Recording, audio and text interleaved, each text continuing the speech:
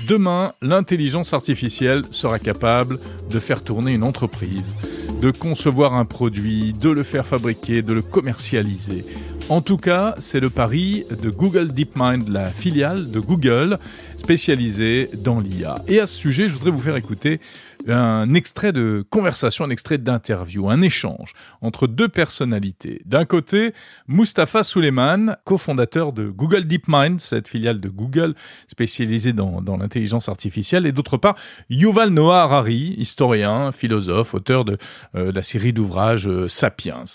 C'est un échange organisé par The Economist, le média britannique, qui a été repéré par mon confrère Benoît Raphaël, qui s'est d'ailleurs amusé à faire doubler en français par une intelligence artificielle les deux intervenants. Donc je vais piquer l'extrait à Benoît, il l'a publié sur LinkedIn, j'espère qu'il me pardonne et je le remercie. Vous allez donc entendre ces deux personnes en français, mais pas avec leur vraie voix. Ce qui est intéressant, c'est ce qu'ils disent. Si vous vous demandez ce que pourra faire l'IA dans le futur et pourquoi certains s'en inquiètent, écoutez bien, c'est édifiant. On commence avec Mustafa Suleyman, cofondateur de DeepMind.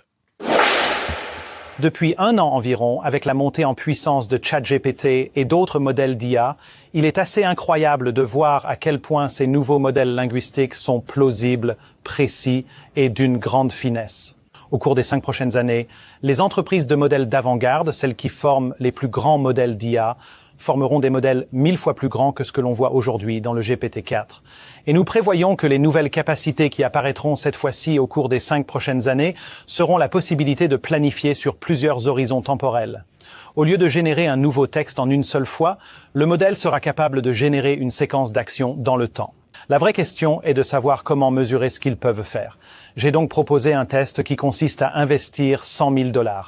Pendant 3 mois, ils essaient de créer un nouveau produit, d'étudier le marché, de voir ce que les consommateurs pourraient aimer, de générer de nouvelles images, des plans de fabrication du produit, de contacter un fabricant, de faire fabriquer le produit, de négocier le prix, de l'expédier et enfin de percevoir les revenus.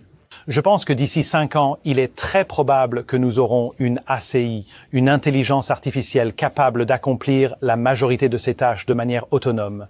Elle ne pourra pas tout faire, il y a de nombreuses étapes délicates à franchir, mais elle sera capable de passer des appels téléphoniques à d'autres humains pour négocier. Elle pourra appeler d'autres IA afin d'établir la bonne séquence dans une chaîne d'approvisionnement, par exemple. Et bien sûr, elle apprendra à utiliser les API, les interfaces de programmation d'applications. Donc d'autres sites web ou d'autres bases de connaissances ou d'autres magasins d'informations.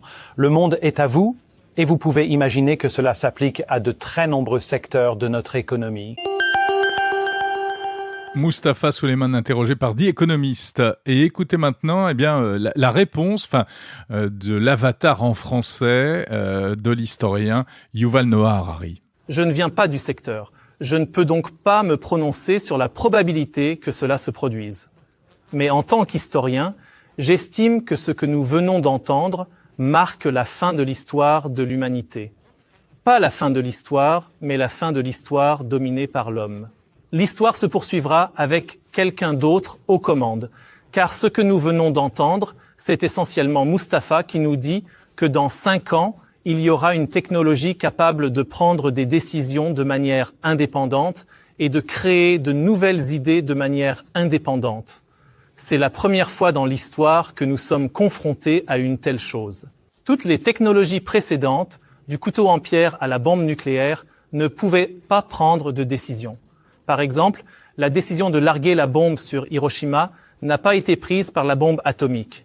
Elle a été prise par le président Truman.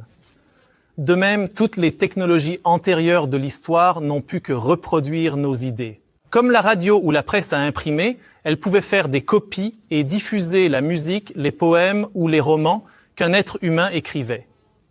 Aujourd'hui, nous disposons d'une technologie capable de créer des idées totalement nouvelles.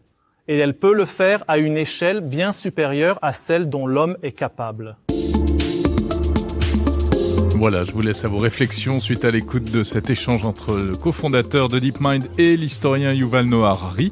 Et si vous voulez en savoir plus, je vous mets le lien de la vidéo intégrale en anglais de The Economist en description de cet épisode.